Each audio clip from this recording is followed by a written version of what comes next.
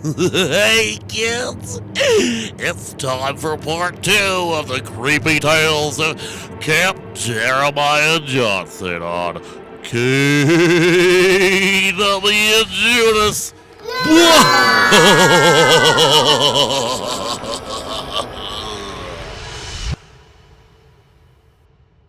We would just walk the streets of Lehi just because we had nothing better to do.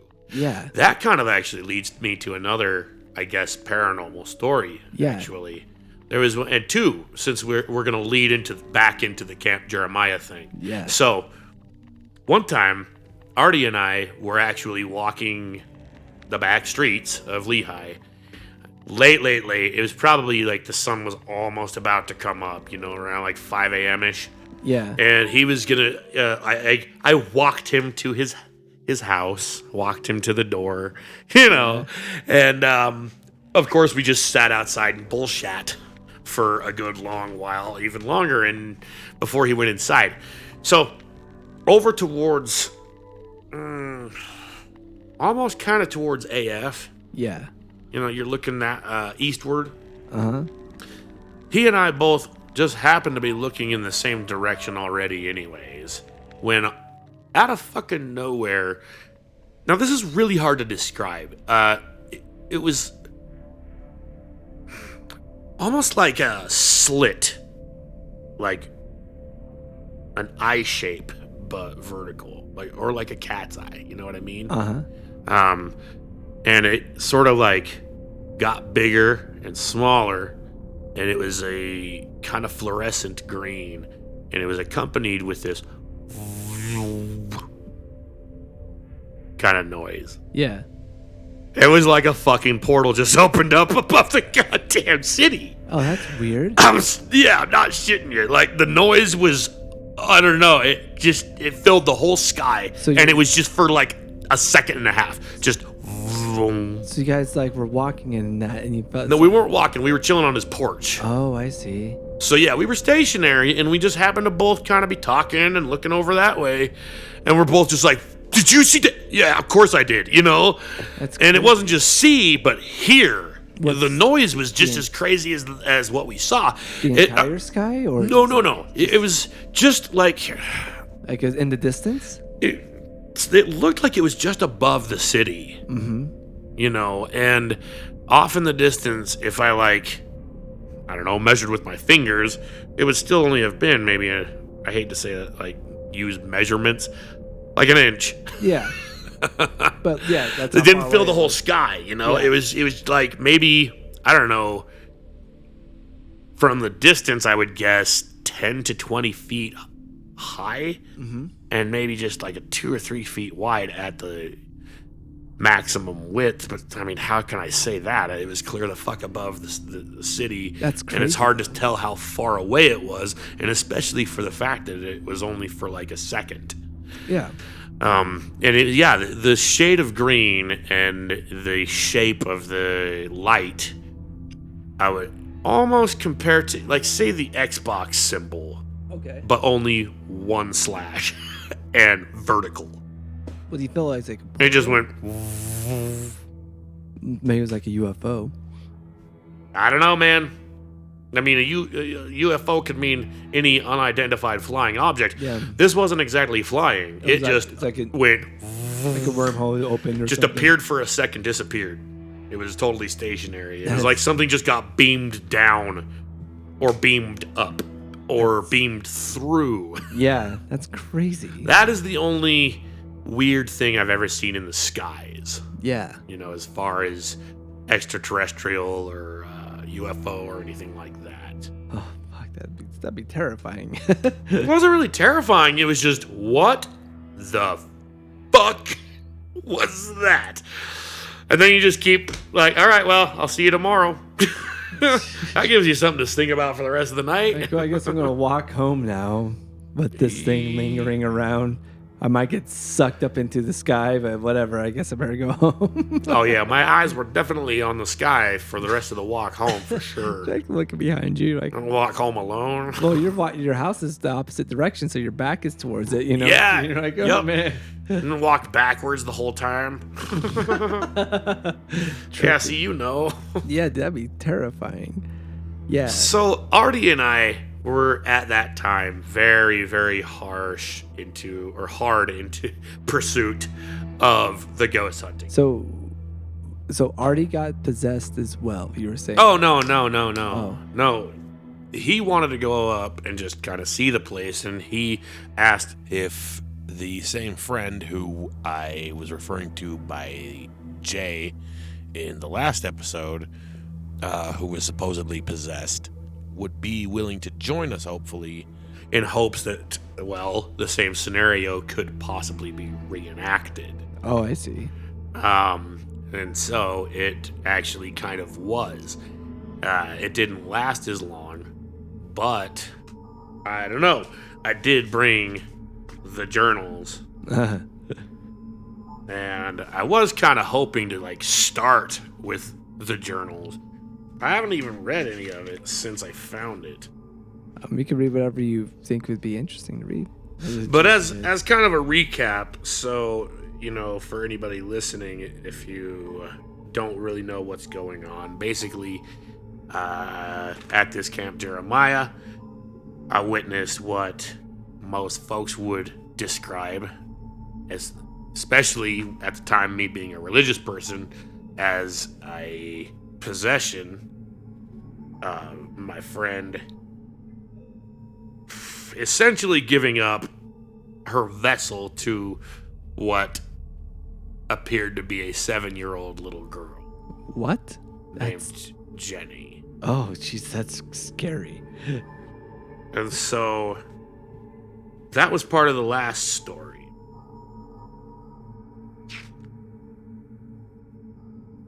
I don't remember the Jenny story.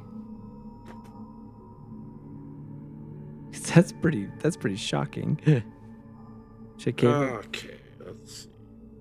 Because that is fucking scary to think about. 7-year-old girl named Jenny.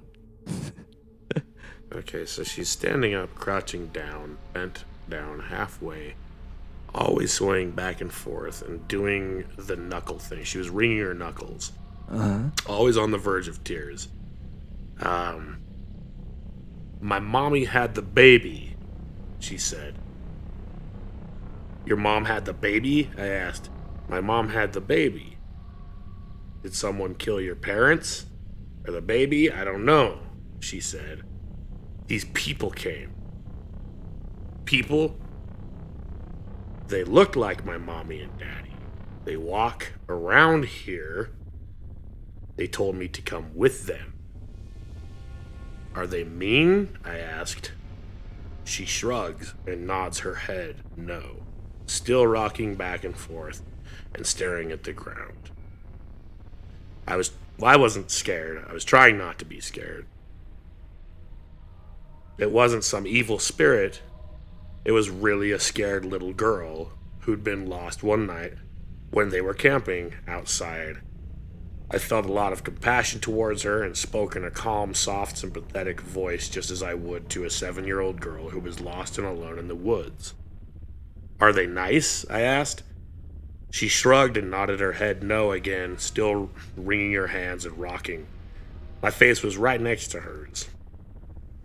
Because she spoke so softly and I wanted to get all I could as best I could. She said that these people talked to her. She heard them, but she didn't. Like they were talking through her head. She said they walked on the water. Like they had a boat, but they didn't have a boat.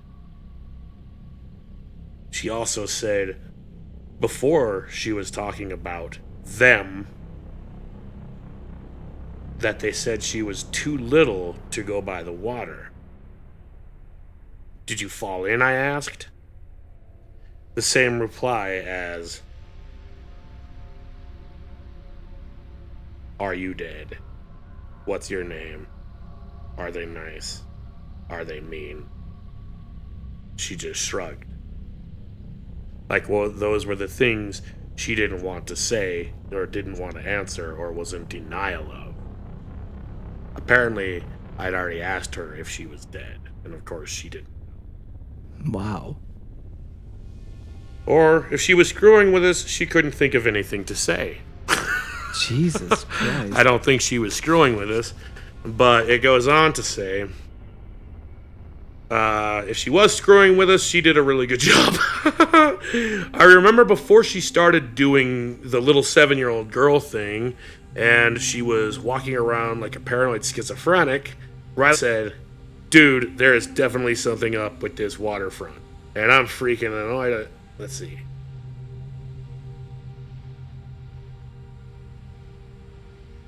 Yeah, as I'm about to retort... Man, this isn't making any sense. Say something. For a second, Julie seemed with it and spoke in her normal voice. She was coming in and out of it? I said, I'm not going to say what I'm thinking, and she said, why not? Like she was angry with you? I just kind of glared at her and said, because it would piss you guys off.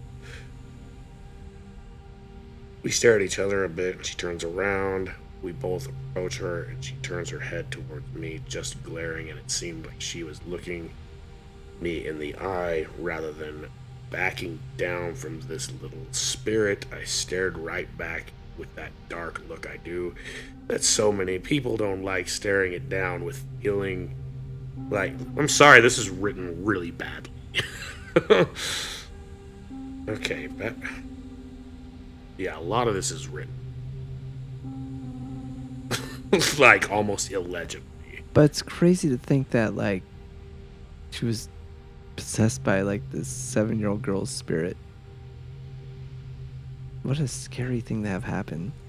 Okay, so it says back to, we actually never established a positive gender, but boys generally don't use words and talk and behave like she was, so we assume it was a girl. I asked where she was from, and she took a while and said in Provo they were visiting her grandma. Never said where she was from, though. Rye also asked if she knew Jay, the girl whose body she was supposedly inside of. She kind of perked up and repeats her own name, which I am still trying to keep anonymous here. That's why a couple of these audio clips are patched in, because I kind of messed up and said her name. So she perks up and says her own name, and I say her first and last name. And then she says, is she the girl you're looking for?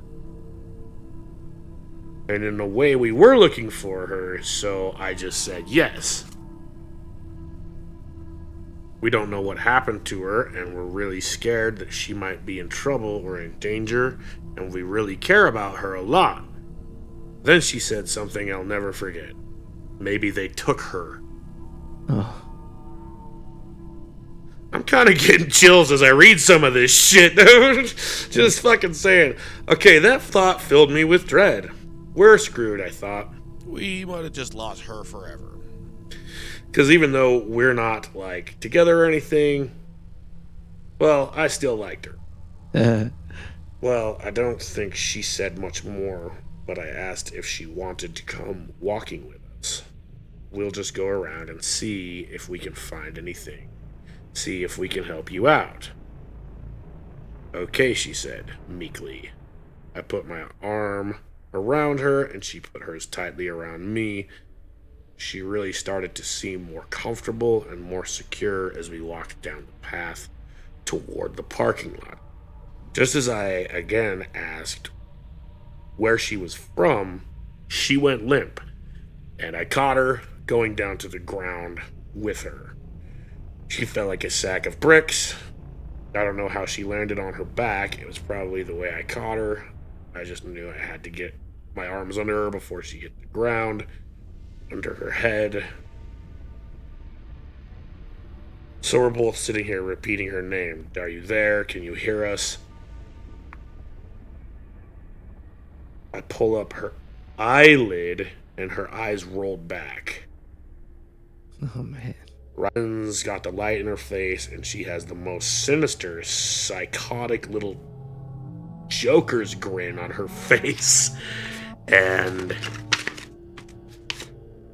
she's mouthing out something. Looked like one word over and over again.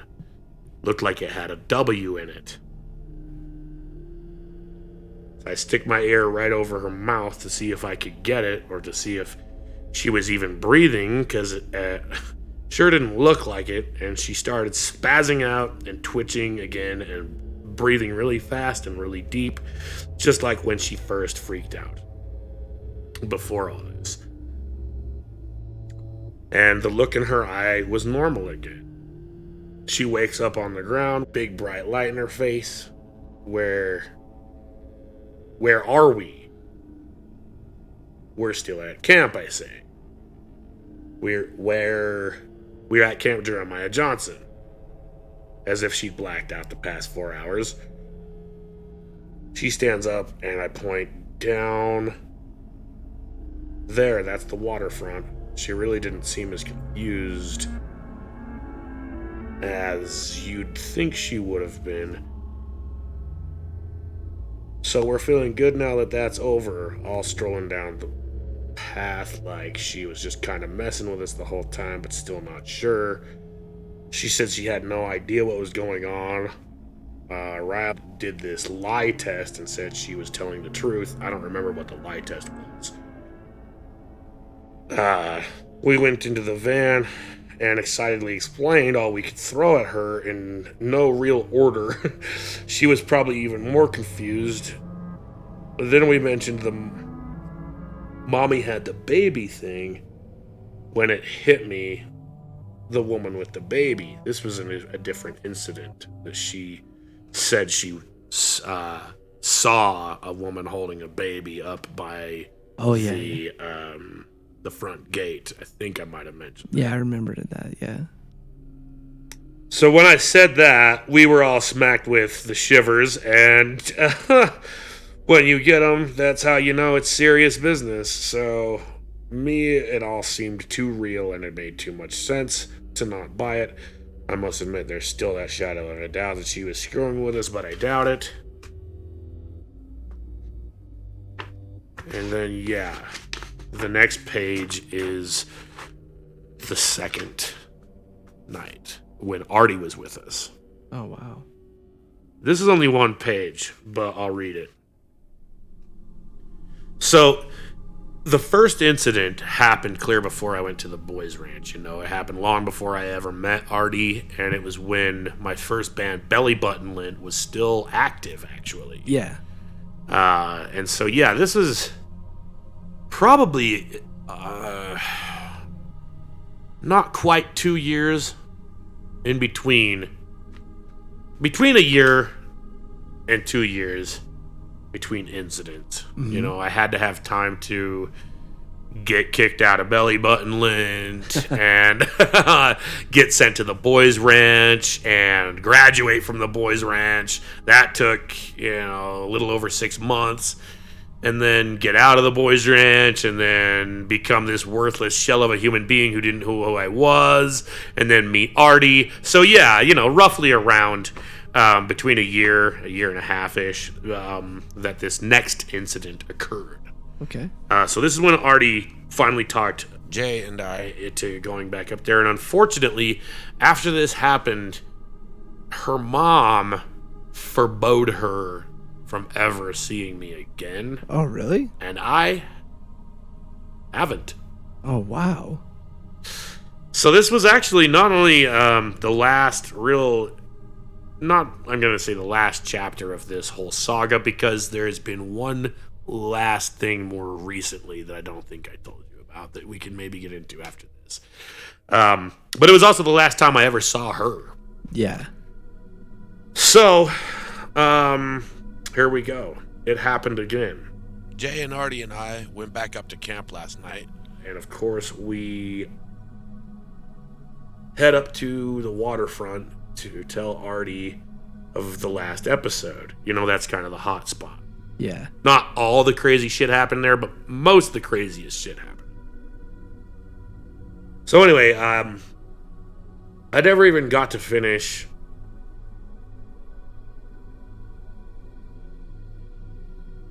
What does that say?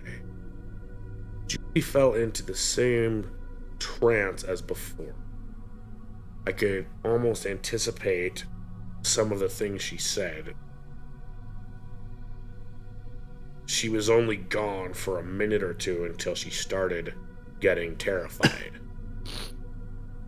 Because if you remember, what I just read, I didn't read the beginning of how it started, but you remember how it started. Like, she was telling the story, she would slowly, like, her words would slow down until a point where she wasn't even talking anymore. And then, you know, just like, it was like wham, just like her eyes roll back and she falls back on her head, on her back, and yeah, that's kind of where whatever it is making the first impact, I guess. I don't know how else to describe it. So it pretty much happened the same way as the first time, but it wasn't as, like, prolonged. Right. You know what I mean? It was a little quicker, probably because both entities involved had been through this before. Right. So she starts breathing really hard in and out. A voice, shaky and horrified as hell, she, in a loud whisper, she asks, "Can you see them?" That's fucking terrifying. Before this, she had asked, "Did she show them to you?" Jesus. "Show what?" I asked.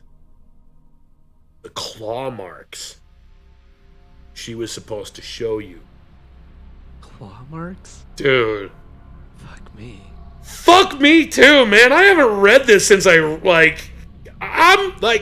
getting some serious chills here, man. Like claw marks and shit. Oh, What the fuck? Okay. I ask her where. She says, "On the ground." That's when she started getting scared.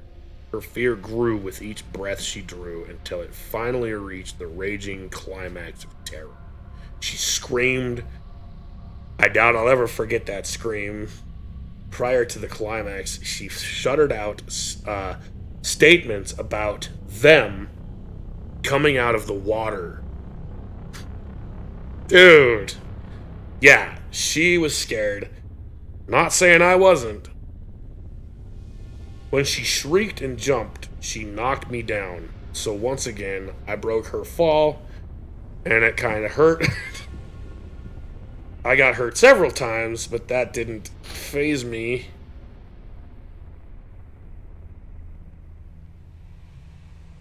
That what hurt was watching. I've never seen someone in such anguish. It was almost the same as before she started looking for something on the ground. It was like we didn't exist. She kept crying. She kept whimpering. It's different. It didn't hurt this bad last time. She's fighting too hard. She doesn't want it to happen again. She screams, "I don't know either," and continues crying out in pain. I did pretty much the same thing as last time. I stayed close to comfort her, tried to calm her down, and care for her as best I could. But she is so vulnerable and writhing in agony, it was killing me. I wanted to put my arms around her and tell her it would be okay, but it wouldn't last long. I'd get her a little settled for a while, then she'd have another burst of pain. So I just made sure she didn't fall into the water hole and watched her head for her when she'd fall. and just do what I could because I couldn't hear or see things get any worse. She said they both want to come in. I asked who. She says Jamie. So this is when we finally found out her name. Okay. I thought we got the name on the first one, but no, we got the name on the second. That was about the only info we got. She finally makes it into the bridge frantically and collapses and almost fell off into the water, screaming, shit, Glenn, get me off the bridge. Please, and we get off the bridge. She faints in my arms and came back to life very shortly after. Jesus. That's terrifying. I've never heard her swear either. Again, this is back when we were like really Mormon, and so Yeah. I feel like almost falling off the bridge kind of like snapped her out of it. Like she remembered my name and she swore. To a Mormon kid, it's like, oh, wow, you said shit. Wow. And then like we get off the bridge and she just passed the fuck out. So obviously the second time, we still got something out of her, but it was way more painful, way less cooperative, I guess. Right. And didn't last as long. It's still so terrifying. Dude, going back and reading that, I got to admit, like, I told you on the last time I was here that I remembered she said some pretty freaky stuff. Yeah. And now going back and reading it, it's just like, oh my God. She said some super creepy shit. Yeah. Claw marks. Yeah. And it just gets your brain spinning in so many different, like, what if directions. Yeah, totally. Combined with all the other stuff. So, to wrap things up, because I do got to get going, Yeah. I'm going to tell you the most recent thing. I don't think I told you about this last time. So, all this stuff happened clear back. I had to, like 1999 to about 2001-ish. Uh-huh. So yeah, like we hadn't really been, I hadn't really talked to most of these people in quite some time. We all go our separate ways. Like I said, I wasn't even allowed to see Jay after this. Uh-huh. Artie and I kind of went our separate ways. Anyways, years and years later, probably like 2016-ish. Uh-huh. So like 15 years later, approximately. I actually rented out Camp Jeremiah for just all my friends we had a concert. Nice. We had a touring band that was playing. They just happened to need a gig on Labor Day weekend. I rented it for the whole Labor Day weekend and just invited everybody. So, by now, I'm pretty, like, over these incidents. And, hadn't read this in 15 fucking years. You haven't really thought about it. Now, again, this has just got my gears turning all over again. Just reading that shit.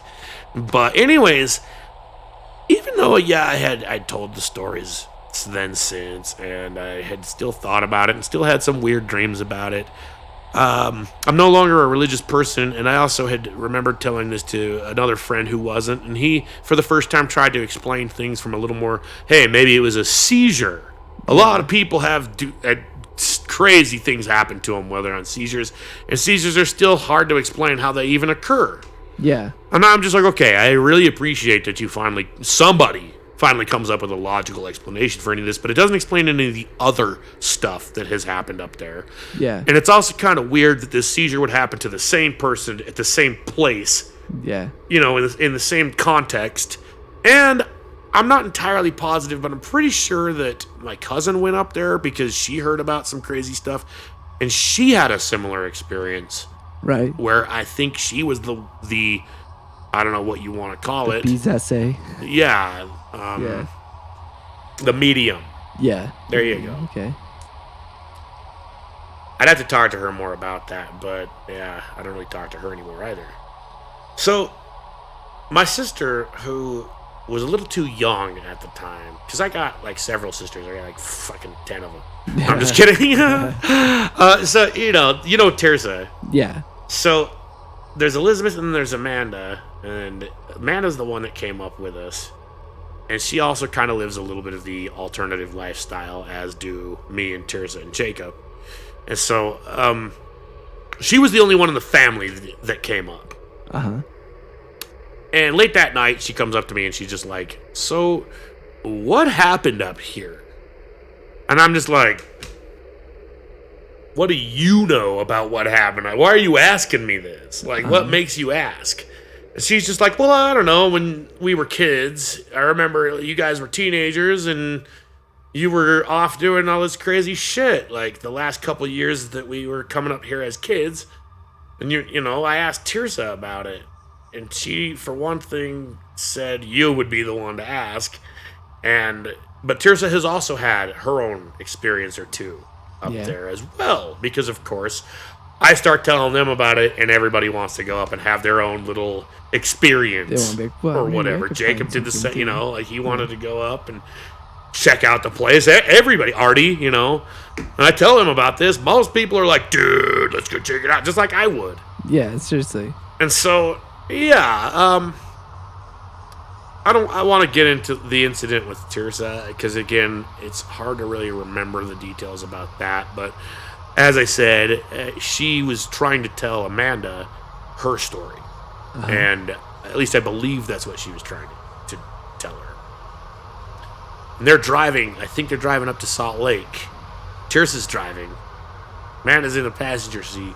And in the middle of Tirsa trying to explain what happened up there, her fucking eyes roll back. Oh, Jesus. And she has a seizure in the middle of driving. Your sister does? Tirsa. Oh, God. While she's driving. Oh, no. While she's trying to explain what happened at camp, her fucking eyes roll back and she has a seizure. God. And Amanda has to, grab the wheel and guide him to safety and shit. Jesus, that's terrible. And Tirsa does not have seizures, dude. That is weird. She's never had them before, never had them after. That is scary. Dude. So here I am, 15 years later, thinking that, maybe it was a seizure. You know what I mean? Like, I've kind of, put this behind me. Yeah. You know what I'm saying? And Amanda just has to come up and open this fucking can of worms right the fuck back up again 15 years later. And I am at the camp. Yeah. And then she, in the middle of me, I'm just like, oh, wow, holy fuck. And I'm like, okay, all right. That's terrifying. That's bizarre. That just, all these things that I have buried, not only did you just totally dig back up, but it's something that I guess I have logicked my way out of this, and logic just left again. There's no more. And this almost supernatural, inexplicable, I hate to say the word entity, but it's it just fucking hit me like the beginning of it, how there's 2 discs to it. Yeah. The first It. Yeah. And the first one they're kids and the second one they're adults. Yeah, that's how it felt for you. Yeah, at the beginning of the second one where they're all adults and they find out that It is still alive. Yeah. Yeah, dude. It was just kind of oh my fucking God. This thing that I have completely told myself, not that it didn't happen, but that it's logical now, it's back. Jesus. And it's real. That's scary. And again, okay, my friend who said that it was seizures, this time it was a seizure. And again, explain that, It's so fucking crazy. Jesus. Fucking fucked with me, man. I wasn't normal for the rest of the night. I was not okay. I fucking, I was having a great time. All my friends, first time I ran out Camp Jeremiah, and she has to come up and pop that on me. And so I spent the rest of the night just wandering around camp in the dark, just who the fuck am I? Just questioning reality. My birthday is now ruined. My friend runs into me dude, are you okay? I'm fuck no. I am not okay. I have not been this not okay on this level of not okay since I was like fucking 17. I feel like I'm 17 again. That's awesome. It was just like getting a fucking scar just completely reopened, man. And it's still open. Oh. Sure, this happened again, like, 5+ years ago, but there's been absolutely no resolution then since. That's true. So it still just leaves yet another fucking question mark hanging in the air of a whole closet of question marks. None of which, helps resolve any of the other ones. It just leaves more fucking holes that you're just like, I want to know more. Yeah. Yet, I don't want this to keep going. Yet, I do. Yet, at the same time, it's fucked up. That is... fuck, man. And I feel like it's almost got me. Like it's part of me or I'm part of it or something. Because there's something that still just keeps calling me back There's to this place. And, that connection there. Right, and I feel a sense of not like familiarity from me when I get there. I feel a sense of familiarity towards me when I get there. I feel like I am recognized. Yeah. Not like I am recognizing a presence. It's like a presence is recognizing me. Glenn's here, so let's fuck with him. Not even let's fuck with him. It's like, oh, you're back. All right. We have much to show you, my son. Yeah. Are you ready? And I'm like, no, I don't know, dude. I don't know if I believe in this shit. Remember, I'm not a religious person. And they're like, you don't have to be. I'm like, oh, damn it. But I exist. But we've been waiting for you. Wait, it's only been at least only 30 minutes since the last time in our time frame. Hasn't been years, but it looks like it's time is caught up with you. Yeah, I don't think our time frames match up or anything. No. Sometimes, of course, you just postulate because that's all you can do. Yeah. You're like, what if it's like, I don't know, maybe there's certain days on the calendar or something that this, that marks the incident, some fucked up thing happened. Or maybe it's, fucking just sit and postulate all day. Maybe it only works with females. Maybe they're the only ones that can channel the, maybe the ghost or whatever, the spirit. We don't know enough. And that's what makes me, want to keep going. But of course, me just going up there doesn't do anything. I've gone up there plenty of times just by myself. Yeah, I'll go up there just to go fishing, and it's just me hanging out. And as I say, I feel acknowledged by a presence, but it's not even a scary anymore. I'll go up there to with me. You. I think it'd be interesting to go see what it's like. Are you a medium? I feel like I can feel things. I can I feel like I don't think I feel like I can sense things in a sense. I don't know. See, we would need you, me, and some vulnerable, female. I hate to say it, but I'm not trying to be misogynistic. But it seems like ghosts are. Yeah. Fuck. I'm just making an observation here. All right. The girl's there. You got the the weird guy feels things sometimes, and then the guy Glenn. All right, okay, they're all here, guys. Let's get to work. I think that it does. The pattern at least is me, one other dude who's what the fuck, which would be you this time. Yeah. You'll be Artie. Yeah, I'll be. And then I just got to get in contact with this chick that I haven't seen in 20 years. Yeah.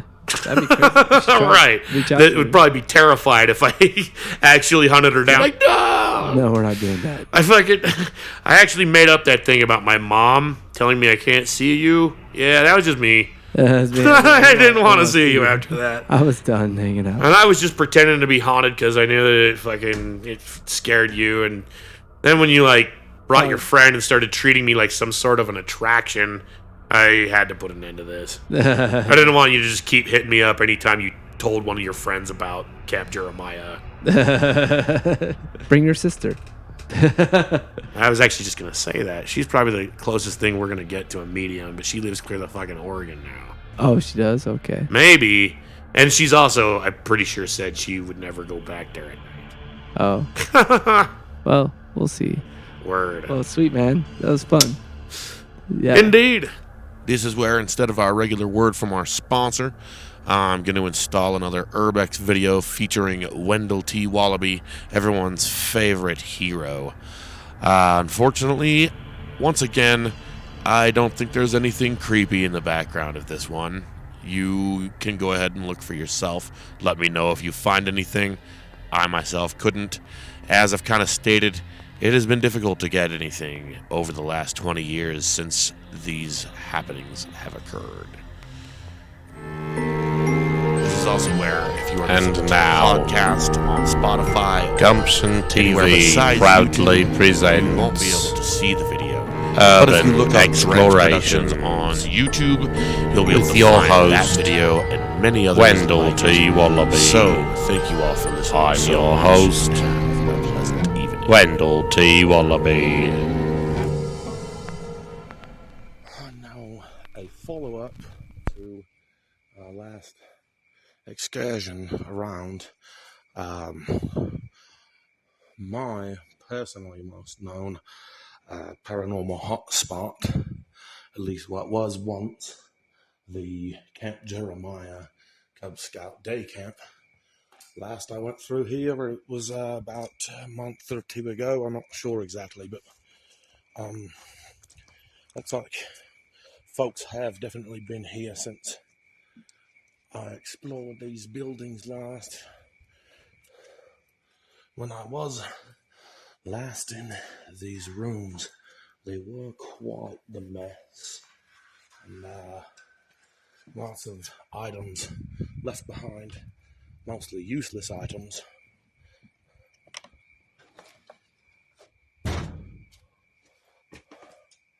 But now it's just kind of interesting going back through once again and seeing the progress that goes on here in this location while nobody is inhabiting it. Nothing much to see here.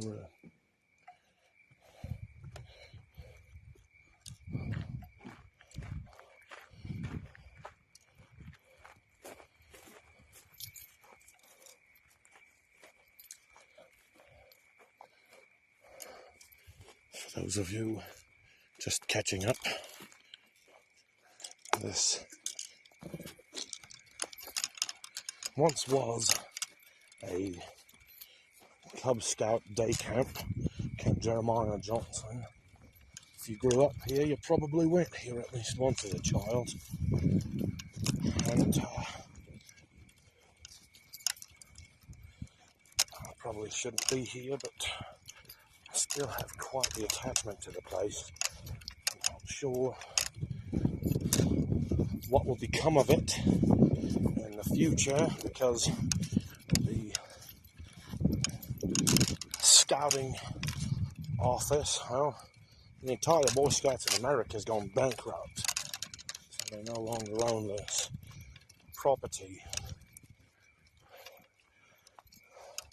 I have no idea who owns it now or what they're going to do with it.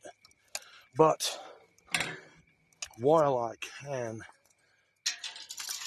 come here and still explore it and still fish it, I'm going to do it just to see if they've done anything with this little... Oh no, not at all. In fact, this place looks like even more of a mess than it was last time I was here.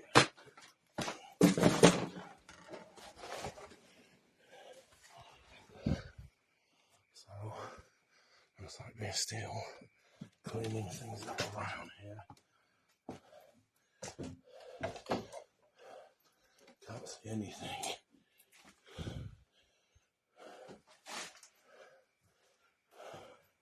Well, if we do come across anything more unusual or interesting, we'll be sure to try and capture it on film. Until then, I'm Wendell T. Wallaby, signing out. Thank you all for listening so much, and have